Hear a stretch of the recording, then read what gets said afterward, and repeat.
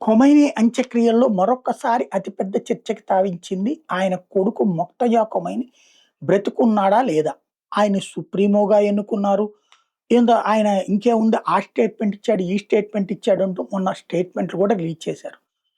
ఆయన తీవ్రంగా గాయపడ్డాడు, కోమాలో ఉన్నాడని అమెరికా ఇదివరకే చెప్పింది. ట్రీట్మెంట్ ఎక్కడ ఇస్తున్నారో అని వెతుకుతున్నారు కూడా. చివరికి ఐఆర్‌జీసీకి కూడా తెలియకుండా ఎక్కడో ఉంచారు. అతనెక్కడున్నాడో తెలిస్తే ప్రాణాపాయం ఉంటది. ఓకే. ఈ మధ్యనే ఇరాన్ జెప్పిందేంటి కోలుకున్నాడు, అంతా బావున్నాడు అని జెప్పింది. కానీ ఆయన వీడియో బయటికి రాలా, ఆయన ఆడియో బయటికి రాలా. ఆయన పేరుతో ప్రకటనలిస్తున్నది ఐఆర్‌జీసీ బ్యాచే.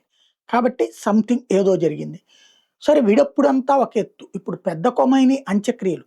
ఆయన పార్థివ దేహానికి చిట్ట చివరి నివాళులకి కూడా 7 ప్రదేశాల్లో ప్రోగ్రాములు పెడుతుంటే ఏ ప్రోగ్రామ్ దగ్గరికి ఆయన అటెండ్ కావట్ల. కాకపోతే మొక్తజా ఖొమైనీకి సంబంధించినటువంటి ఒక కటౌట్‌ని బెట్టి, ఆ కటౌట్‌ని లాంఛనాలతో తీసుకొచ్చి, అక్కడ నివాళులర్పించినట్టుగా చూపడం నవ్వొస్తోంది.